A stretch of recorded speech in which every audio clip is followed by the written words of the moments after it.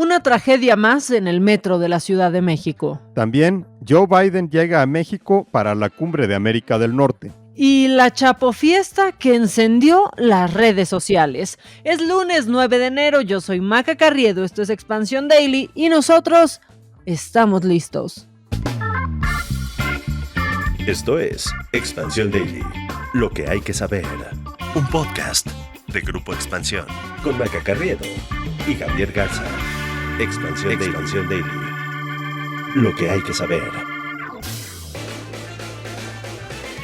Y volviendo a la normalidad, Javi, se extrañaban estas mañanas del Daily, ¿cómo estás? Maca, buen día. Pues ahora sí ya entramos plenamente en el año, ¿no? Tú y yo y todo mundo también. Regreso a clases por todos lados y ahora sí que se nos vino la información encima. Así es, y la realidad también, Javi, porque un choque de trenes ocurrido entre las estaciones La Raza y Potrero de la línea 3 del metro dejó un saldo de una mujer fallecida y casi 60 heridos. Este accidente sucedió, Javi, el sábado, poquito después de las 9 de la mañana, en una línea que, de acuerdo con las palabras de la jefa de gobierno, de Claudia Sheinbaum, está en un programa de inspección. Pues quién sabe qué tan avanzada iba la inspección. Sabemos que el principal problema del metro de la Ciudad de México es el de mantenimiento y pues, no es de ninguna manera inesperado que fuera a suceder una nueva tragedia. En este caso, una joven de 28 años fue la víctima, fue identificada nada más como Yaretsi.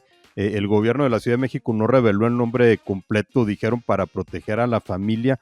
4 personas quedaron prensadas durante varias horas, incluyendo el conductor del tren que dio alcance y a él se le reportaba en estado grave. El resto de los heridos, algunos fueron atendidos en el sitio, muchos también fueron trasladados a hospitales. A ver, y todo lo que sucedió alrededor de esto, Javi, Claudia Sheinbaum tardó casi 3 horas en llegar a este lugar porque estaba en Morelia, donde no estaba haciendo campaña, pero pues sí estaba en varios eventos públicos, incluyendo una plática en la que pues digamos que tocaría temas como políticas exitosas de la CDMX. Pues un poco irónico, ¿no? Que mientras ella va a hablar de estas cosas, suceda pues algo así en la ciudad que ella dirige. A lo mejor la sacaron antes de que pudiera llegar al punto del metro de la Ciudad de México. El accidente del sábado fue el tercero con víctimas fatales en la actual administración. El más reciente, como sabemos, fue el desplome del tramo elevado de la línea 12 el 3 de mayo de 2021. Ahí murieron 26 personas y 65 fueron heridos. El primero que le tocó a la administración de Claudia Sheinbaum fue el 10 de marzo de 2020 en la estación Tacubaya de la línea 1 con un saldo de una persona muerta y 41 heridos. Pero tampoco hay que olvidar entre el accidente de Tacubaya y el de la línea 12 del metro, el incendio que hubo en el centro de control en donde murió una mujer policía. O sea, esto realmente, desafortunadamente, Maca, se esperaba que iba a pasar, ¿no? Porque simplemente el metro sufre y sufre y sufre la falta de mantenimiento, suceden los accidentes y no se ve una solución de fondo. Ya que estaba aquí en la Ciudad de México, Claudia Sheinbaum visitó a algunos de los heridos en los hospitales, dijo que va a haber una investigación que va a llegar a las últimas consecuencias. Ya despidieron al subdirector del metro, pero Javier, a ver, qué rápido llegó el fotógrafo de Claudia Sheinbaum, qué rápido brincaron los gobernadores de la 4T para defender. Son los primeros que dicen que no hay que politizar estas tragedias y son los primeros en hacerlo. Sí, esa fue la gran polémica que ocurrió el sábado, ¿no? El sábado y el domingo sobre las acusaciones de que de las dos partes estaban politizando la tragedia sin dejar de ver cuál era el problema de fondo, ¿no? El problema de fondo es que se ha estado dejando pasar demasiado tiempo sin darle una solución profunda al metro, a pesar de que se han prendido todas las alarmas. Incluso, vamos, desde el primer accidente, uno pudiera haber pensado que Claudia Sheinbaum le habría dicho al presidente López Obrador esto pudiera ser un problema más adelante y que el gobierno federal soltara el presupuesto necesario para darle el mantenimiento. Pero por el contrario, la jefa de gobierno ha consentido que se seque el presupuesto del metro. Y bueno, seguramente vamos a seguir hablando de esto a lo largo de la semana. Maca, también vamos a hablar de la cumbre de líderes de América del Norte, porque anoche llegó Joe Biden a México. Al presidente López Obrador se le hizo que el Air Force One aterrizara en el AIFA. Joe Biden llegó por ahí poquito después de las 7 de la tarde, y más allá de la agenda pública que va a haber en la reunión con el primer ministro canadiense Justin Trudeau y el presidente mexicano, pues Biden trae en el portafolio temas como narcotráfico, principalmente el trasiego de fentanilo que está causando muchas muertes allá en Estados Unidos, la detención de Ovidio Guzmán como trasfondo y el tema migratorio. Y hay que mencionar que Biden es el primer mandatario que llega al país usando el AIFA. Por otro lado, Jill Biden, su esposa, llegó un poco antes al aeropuerto internacional de la Ciudad de México. Javi, la verdad es que hicieron con el espacio aéreo lo que quisieron y también con el viaducto, ¿no? Jill Biden, a mí me tocó hasta quedarme ahí atrapada esperando a que pasara la señora. Ahora, yo no me explico por qué Jill Biden sí aterrizó en el Benito Juárez y Joe Biden en el AIFA. Venían por separado porque el presidente de Estados Unidos tuvo una escala previa en El Paso, en donde hizo un recorrido por la frontera en medio de las fuertes críticas de parte del Partido Republicano, particularmente del gobernador de Texas, Greg Abbott, que incluso lo fue a recibir allá a El Paso, que acusan más bien a la administración de Biden de que no está haciendo nada para detener la migración. Oye, Javi, esta semana vamos a tener mucha información. Justin Trudeau llega hoy, el primer ministro de Canadá. ¿De qué se va a hablar principalmente? Pues sí, de la economía, pero el tema energético va a ser importantísimo estando presente Canadá y Estados Unidos, porque digamos que tenemos un tema ahí medio pendiente, Javi, ¿no? Los paneles de arbitraje en el marco del Tratado de Libre Comercio, que están principalmente relacionados con el tema energético, Canadá y Estados Unidos, lo sabemos que han mostrado preocupación por lo que dicen son políticas hostiles del gobierno mexicano para las inversiones que han realizado empresas de Estados Unidos y Canadá a partir de la reforma energética. A ver si Biden y Trudeau no le echan montón a López Obrador en la reunión que van a tener en Palacio Nacional hoy. Vamos a ver qué sucede. También hay otros temas como, pues desde este COVID-19 que nos afectó en absolutamente todo, pues las cadenas de suministro, ya lo hemos hablado, se vieron afectadísimas y los distintos líderes políticos pues han tenido que intensificar los llamados a las empresas para que trasladen sus negocios de Asia para hacer que la economía de la región sea más resistente. Eso también se va a platicar en esta cumbre. Se espera en general un ambiente positivo. Yo creo que los de Estados Unidos vienen contentos por aquello de que ya les agarraron a Ovidio Guzmán, ¿no? Se sacaron esa espina que traían clavada desde hace más de 3 años. Puede haber más disposición para platicar. Será interesante saber qué fue lo que conversaron López Obrador y Biden en el trayecto del AIFA a la Ciudad de México, allá a bordo de la Bestia, esta limusina blindada que usan los presidentes de Estados Unidos. Hay algunos resquemores que quedan todavía, a lo mejor algunos rencores, como aquel rechazo de López Obrador a la invitación de Biden a la Cumbre de las Américas en Los Ángeles el año pasado, en protesta porque habían excluido a Cuba, Venezuela y Nicaragua. Vamos a ver también qué es lo que sale en materia del acuerdo para que México empiece a aceptar a migrantes de diferentes nacionalidades expulsados de Estados Unidos, como venezolanos, cubanos o nicaragüenses, y por supuesto cuáles son las exigencias de Biden al gobierno mexicano en materia migratoria. Oye, Javi, y eso que decías que Biden pues llegará un poco más con mejores ánimos después de la captura de Ovidio, pues sí ha habido, digamos que algunas coincidencias, por así llamarlo, de capturas cuando hay una visita cercana de algún presidente de Estados Unidos. Hay que hacer tantito memoria.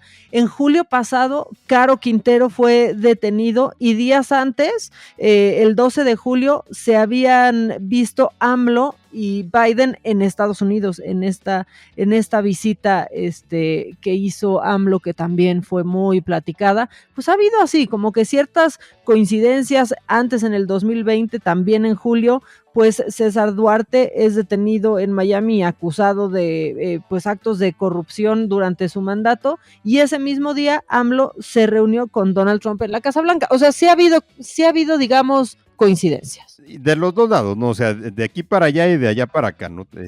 México agarra los que Estados Unidos quiere, o Estados Unidos agarra los que México quiere. Digamos, Maca, nada más para cerrar este tema, que más de una coincidencia a veces parece una tendencia. Exacto, Javi. Y algo que tienen en común, por lo menos por ahora, Biden y AMLO, es que los dos condenaron lo que está sucediendo en Brasil. Y es que cientos de simpatizantes del expresidente Bolsonaro pues tomaron las sedes de los poderes en la capital, en Brasilia, porque de plano los bolsonaristas rechazan los resultados de la elección presidencial de octubre, que fue cerrada, ya lo sabemos, y a una semana de la toma de poder de Lula da Silva, irrumpieron en los edificios de gobierno en un hecho pues que indudablemente nos remite a lo que sucedió con Trump y este episodio lamentable del Capitolio. Sobre todo también por la fecha, porque fue hace apenas unos días que se cumplieron 2 años del asalto al Capitolio el 6 de enero de 2020, y aquí se siguió pues prácticamente el mismo libreto. Los simpatizantes de Bolsonaro que estaban acampados afuera del cuartel de las Fuerzas Armadas allí en Brasilia, y que representaron el primer problema con el que se topó Lula da Silva al tomar posesión el primer día del año, que era qué hacer con ellos, y había todavía una división dentro de su gabinete que no terminaba de resolverse entre los que querían que les aplicaran la mano dura y los dispersaran por la fuerza, o los que pedían que negociaran.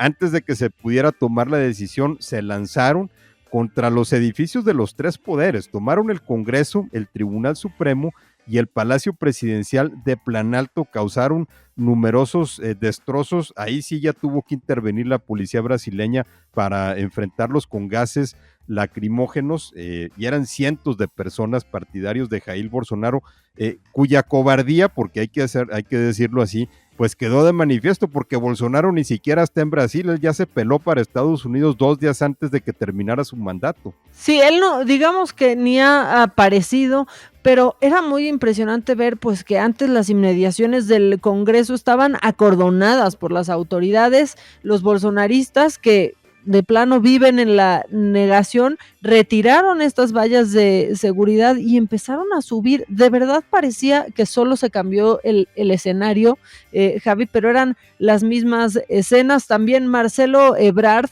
pues salió a expresarse en un tuit diciendo que el gobierno respalda al gobierno de Lula da Silva, que rechaza los atentados a la democracia en Brasil. No salieron así tan determinantes con lo que pasó en el Capitolio, nada más ahí como una anotación, ¿no? Pero dice su tuit: frente a los acontecimientos en Brasil, manifestamos el pleno respaldo de México al gobierno del presidente Lula, electo por voluntad popular, y bueno, rechaza cualquier intento en contra de las instituciones democráticas que se ha dado en ese pueblo hermano, así lo llamó el canciller. Ya iba a decir el presidente, ya me estoy adelantando a los hechos, Javi. No, Maca, espérate tantito, ese es otro tema, pero a ver, dices que el gobierno mexicano no salió así tan determinante cuando pasó lo del Capitolio. Yo te diría que no salieron, punto, o sea, ni siquiera salieron. Y esa fue la contradicción que fue muy señalada ayer en redes sociales, ¿no? Que el doble estándar del gobierno mexicano a la hora de que aplica la no intervención cuando quiere. Pero vamos a cambiar de tema, porque también hay otras noticias en el frente internacional. Rusia, que reinició sus ataques en Ucrania después de una pausa del Año Nuevo y de la Navidad ortodoxa, y lo hizo pues en medio de la controversia, porque todo el mundo decía que esta tregua en realidad era de mentiras, ¿no? Y que Moscú no tenía absolutamente ninguna intención de aligerar la embestida contra Ucrania. Moscú dice que un ataque con cohetes dejó al menos 600 soldados ucranianos muertos, aunque reportes de medios y el gobierno de Kiev rechazan haber sufrido bajas. El ataque ruso fue con cohetes contra la ciudad ucraniana de Kramatorsk y causó algunos daños, pero no destruyó edificios no había señales evidentes de víctimas, así lo dijo un testigo a Reuters el domingo. Esto después de que Rusia dijera que con este bombardeo había matado a 600, Javi. Esta es una guerra de propaganda, sin duda, sobre todo porque Vladimir Putin necesita entregar pues cuentas a los rusos, de decirles que esto les está saliendo bien, porque ya todo el mundo sabe que no les salió como lo esperaban. Sin embargo, reporteros de la agencia Reuters visitaron las 2 residencias universitarias que, según el Ministerio de Defensa ruso, eran el albergue temporal de los militares ucranianos cerca de la línea del frente en el momento del ataque nocturno, y reportaron que ninguna de las 2 parecía haber sido alcanzada directamente por los misiles, ni que hubieran sufrido daños graves. Tampoco había señales evidentes de que soldados estuvieran alojados ahí, ni había rastros de cadáveres o de sangre. Y en Kiev, pues simplemente no hicieron comentarios sobre este ataque, ni siquiera sobre la afirmación rusa de cientos de víctimas. El alcalde de esta ciudad había declarado antes pues que no había habido víctimas. O sea, aparte de esta guerra se vive una infodemia aquí también, Javi. Sí, la guerra en Ucrania ha sido una guerra tanto de propaganda como de enfrentamientos militares. El Ministerio de Defensa ruso dijo el domingo que el ataque con cohetes era una represalia por uno de que llevó a cabo Ucrania a principios de este año contra un cuartel ruso en Makivka, en la parte de la región de Donetsk, que es ahorita controlada por fuerzas rusas, en el que murieron por lo menos 89 militares. Estamos ya acercándonos al mes 11 de la guerra, Maca. Febrero ya será un año de que comenzó este hecho, pues que sigue dando muchísimas noticias, lamentablemente. Y otra cosa que dio noticia este fin de semana, híjole, es esta persona que parece que vive en otro planeta. Parece falso, pero es real. Híjole, Javier, es que cómo no hablar de esto, porque pareciera que a veces los futbolistas mexicanos olvidan el país en el que viven o de plano les vale. Tenemos que hablar del defensa de Cruz Azul, Julio César Domínguez, que le hizo una fiesta a su hijo, pues digamos que bastante inoportuna y de muy mal gusto, porque la temática era, Javi, el Chapo Guzmán. La verdad, está muy difícil saber o tratar de averiguar exactamente qué tiene el Cata Domínguez entre las orejas, Maca, porque esto es de plano no haber pensado absolutamente nada. Y luego, no aparte de haber hecho la fiesta, compartir en redes sociales las fotos en las que aparecen los niños ataviados con chalecos negros, con armas de juguete, con gorras con las iniciales de los hijos del Chapo Guzmán, frases como chapiza, y pues que eran narquitos, ¿no? Eso es lo que parecen, narquitos. Después de lo que vivimos la semana pasada, pero aparte también hace una semana o 2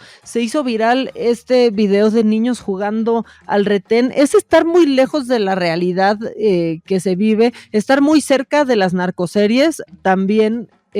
Creo, Javi, pero ¿sabes qué? Que esto pasa como cada determinado tiempo, ¿no? Algunas personas con cierta notoriedad pública arman una fiesta de mal gusto y sale a la luz. Me estaba acordando del príncipe Harry cuando se disfrazó, por ejemplo, de nazi. Y eso es justamente lo que más extraña, ¿no? Es decir, ¿en qué estabas pensando? Y sobre todo en el caso del Cata Domínguez, pues viendo lo que sucedió en Culiacán la semana pasada. Algunas personas en redes sociales dicen que justo por lo que había pasado en Culiacán, esta fiesta o la temática de esta fiesta era todavía más inoportuna. Yo creo que en realidad no se necesita una condicionante para que una fiesta de esa naturaleza sea una pésima idea o una estupidez, ¿no? Creo que esa es la manera en la que hay que decirlo. Por supuesto que el futbolista del Cruz Azul pues ya salió a disculparse, sacó un comunicado en Instagram diciendo que ofreció una sincera disculpa por las imágenes difundidas en sus redes sociales.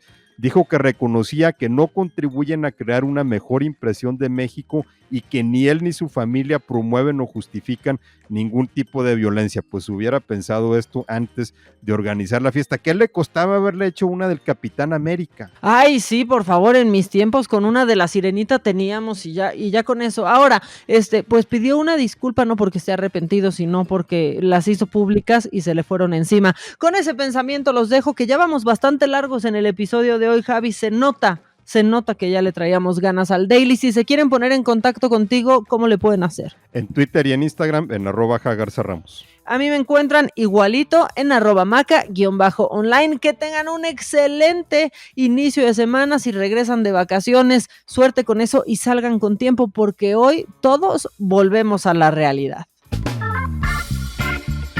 Esto fue Expansión Daily, un podcast de Grupo Expansión, con Maca Carriedo y Javier Garza. Este episodio llega a ti gracias a rss.com, el podcasting hecho simple.